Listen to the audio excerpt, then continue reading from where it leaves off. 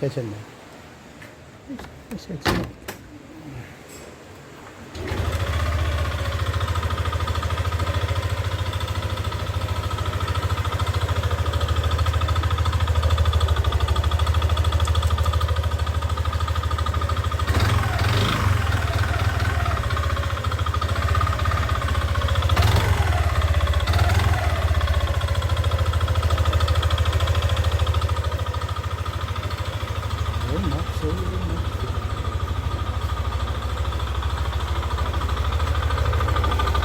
Okay.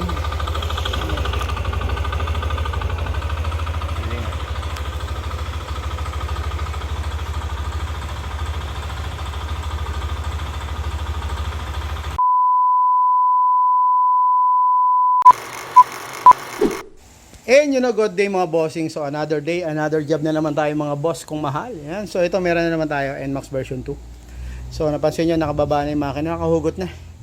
So hindi ko pa totally na bababa o nabibiyak. So na-prepare ko lang, hinugot na yung makina. So babaklasin kasi yan. So ito, nandito na yung mga parts din, ibang mga piyesa niya nandito na. So na-check na naman natin yung mga parts. So sabi ko nga again, pag mag-check tayo kung ano yung mga possible na cause, isa-isahin natin yung mga parts na may possible na pwede panggalingan ng mga ingay o lagitik. Yes, pwedeng camshaft bearing, rocker arm, roller ng rocker arm. Yan, mga camshaft bearing, inner tsaka outer. Yan, so chinik naman natin to. Goods naman. So pag walang problema sa ibabaw, so check natin ang ito, possible niyang block. Check natin yung block. So check natin yung block. Yan. So katulad nito may gas-gas. Kasi yung mga bossing mga master, may gas-gas. Ang laki ng gas-gas niya. Yan, kita niyo may gas-gas, 'di ba? So possible pag may gas-gas, dalawa lang ang pwedeng panggalingan niyan. Pwedeng camshaft bearing o kaya pwedeng crankshaft o yung mismong sigunyal. Yan. So again ito. So shoutout muna kay bossing. Shout out. From Aray ko po. Aray ko. Sana? From Antipolo From lang Antipolo din sa Paps. Bagong Nayon. Yan, bagong Nayon. So sa Gate 1, Gate 2. Gate 2. Yan, so dumayo si bossing. So dito na tayo sa Antipolo mga sir, sa mga nagtatanong ng location natin. Dito na tayo sa Upper Antipolo, Crisview Heights Subdivision Lane, San Roque, Barangay San Roque, Block 1 Lot 7. Yan. So sa mga gustong magpa-maintenance o magpagawa, so chat lang kayo. So, paulit-ulit yung sinasabi sa inyo pag magbababa tayo makina dito. So, hindi kayo masasaktan. Sa motor nyo, pero sa bulsa medyo masakit na. Dahil sabi ko again, ito pag nag-ano tayo dito, sinesafe natin yung motor nyo na hindi magagasgas hindi natin ibababa yung mismong katulad tong setup natin dito. So from Marikina hanggang Antipolo ganito pa rin setup natin. So walang babaan ng chassis sa lapag o sa side. So nakasabit pa rin yun. Yeah. So mga gustong gumaya, mga kaibigan natin mekaniko dyan. So ito yung technique natin. Kahit mag-isa ka lang, kaya mo hugutin yung buong makina. So yun lang naman yung may pagmamalaki natin dito sa moto. So kahit walang tutulong sa'yo, kaya natin hugutin yan. So again, dito yung location natin. So yan, sa mga magpapagawa, may bibigay ko sa inyo. Yan. Marerelax kayo dito sa location natin. Huwag lang sa gastos. Yan, so papalitan lang namin ng parts sa mamaya. Share ko sa inyo kung ano yung pyesa na pinalitan namin dito para mag-okay na yung motor ni bossing. So shoutout ulit kay boss from bagong Nayon 2 ay 1. Yan, so ito mga boss, buhin ko lang at mamaya sabay-sabay natin paandarin. Alright, 6 hours later. alright mga bossing, so ito na at last natapos na namin. So time check eksakto alas 12 na ng gabi. So grabe. So kung alam nyo lang kung ano pinagdaanan talaga bago talagang pinilit talaga namin matapos to. So ganito talaga dito sa atin dito sa Motos. Kasi pag dinala nyo dito yung unit niyo, so pipilitin talaga natin na matapos within the day lang talaga. So ito medyo hinabot na ng gabi, alas 12 na kasi out of stock lahat ng mga parts dito sa Antipolo. So lahat ng mga possible na pwedeng pagkunan ng mga parts is walang available. So mga malalaking tindahan dito, basta mga supplier ng mga genuine parts, walang available ng pyesa. So tumakbo pa tayo ng Caloocan So, isipin nyo kung tumakbo tayo ng Caloocan. So, para Antipolo to Caloocan. Kanina mga around pasado, alas 2. Nakabalik ako dito, mga 6 na. 6 na ng hapon. So, yun, alas 6.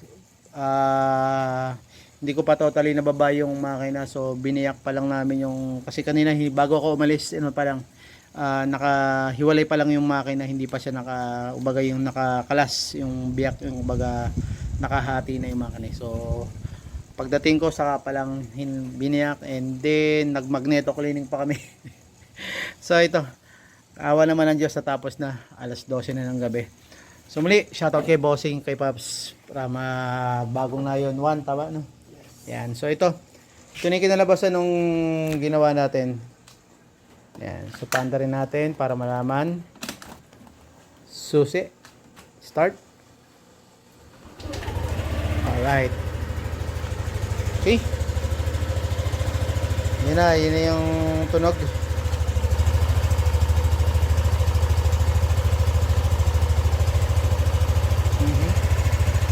Yan yung tunog ng makina mga boss, mga master. Mahal kong master. Ito yung tunog ng makina. Ay putang ina ka, sorry. Medyo naano pa ako.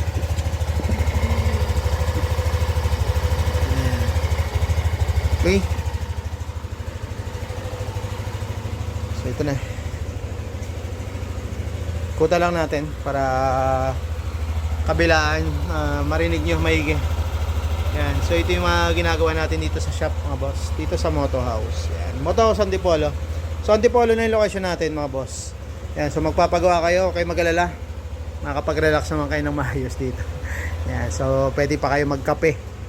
Habang magpapagawa kayo dito mga bossing, meron tayong mga cafe moto, mga drinks, mga coffee, mga ice coffee. Tapos may mga sandwich din tayo. Pre-remote din yung mga pagkain yan. So ito, okay na. So wala na ingay, rev natin para okay. So siguro naman medyo malaki yung diferensya simula bago ko gawin kanina. So pinakita ko sa inyo, patayin na natin yung makina. Okay, so, ito lang. Share ko lang kung ano yung naging cause o dahilan ng problema, yung ingay, o dahilan ng bakit may maingay na tunog yung NMAX version 2 ni Bossy. So ito yung mga parts na naging dahilan o nasira. Yan, yung kanyang crankshaft. Yan. So crankshaft, tapos block and piston. So pag may tama ang crankshaft, may tama rin ang piston. Kasi magkakaroon ng gas-gas yan. Ayan mga sir. Alright. Kata nyo, may gas-gas. Pati yung kanyang cylinder block. So nakabalot na kasi. So pilitin pa rin natin pakita ko sa inyo. Para at least sabihin natin yung totoo. Ayan. Kata nyo, gas-gas. May gas-gas. Kabilaan yan. Ayan. So pag may problema yung crankshaft, yung sigunyal na tinatawag, so possible na tatamaan din mga bossing para magkaroon na kayo ng idea.